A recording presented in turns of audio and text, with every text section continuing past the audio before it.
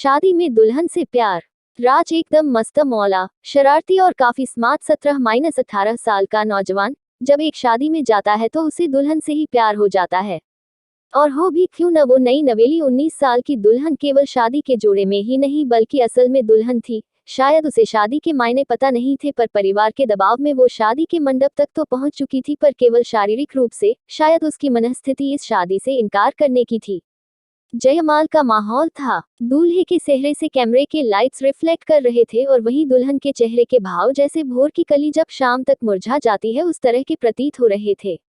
दूल्हे और दुल्हन के पीछे पंगत में खड़े होकर कुछ रिश्तेदार एक हाथ से पेट सहलाते और दूसरे को दूल्हे और दुल्हन के सिर के ऊपर रख आशीर्वाद देने की रस्म निभा रहे थे कि दीक्षा की नजर उसके सामने आंखों में डूबा देने वाला सनमदर लिए खड़े एक लड़के पर पड़ी, जो बेहद प्यार से अपने नीचे के होंठ को अपने दांतों से काटते हुए ऊपर के होंठ से छिपाते उसे अपनी गाढ़ी आंखों की पुतलियों से निहार रहा था। मानो जैसे चांद को आश्चर्य भरी नजरों से कोई 4-5 साल का बच्चा अपनी छत से घूर रहा हो।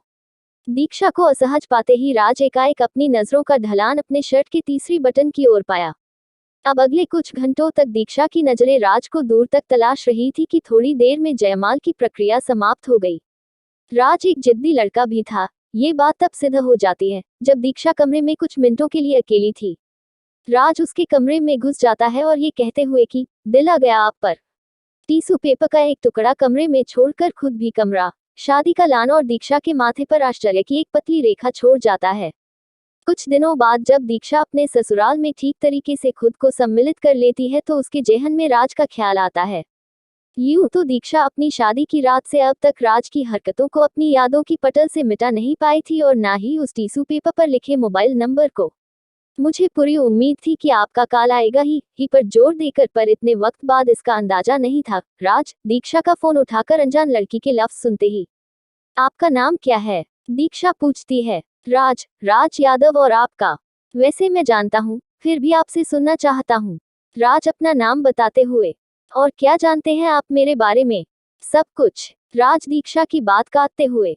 सब कुछ जैसे कि आपका नाम दीक्षा है, आपका घर दुर्गापुर में है और शादी PSC बाजार में हुई है। आपके हस्बैंड का नाम राजा है जो कि गांव के रिश्ते से मेरे मुहाबोले दूर दूर पर जोर देकर के मामा लगते हैं, पर उम्र में मुझसे 3-4 साल ही बड़े हैं। इस लिहाज से तो मैं आपकी मामी हुई। इस बार दीक्षा झट से राज की बात काटते हुए।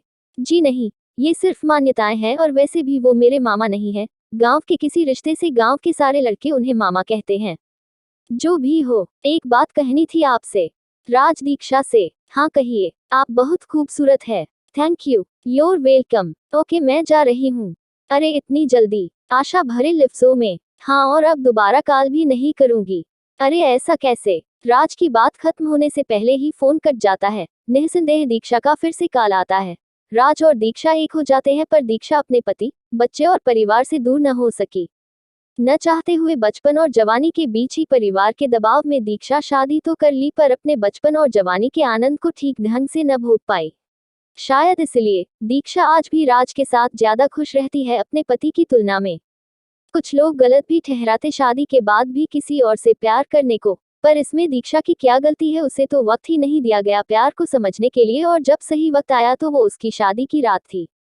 ये थी राज और दीक्षा की पहली मोहब्बत जो अब भी बरकरार है, पर सिर्फ दिली मोहब्बत तक, क्योंकि दोनों मजबूर है। अगर मेरी वीडियो पसंद आए तो वीडियो को लाइक करें एंड वीडियो को शेयर करें और कमेंट करें। चैनल पर नए हैं तो चैनल को सब्सक्राइब करें। वीडियो देखने के लिए आप सभी का धन्यवाद।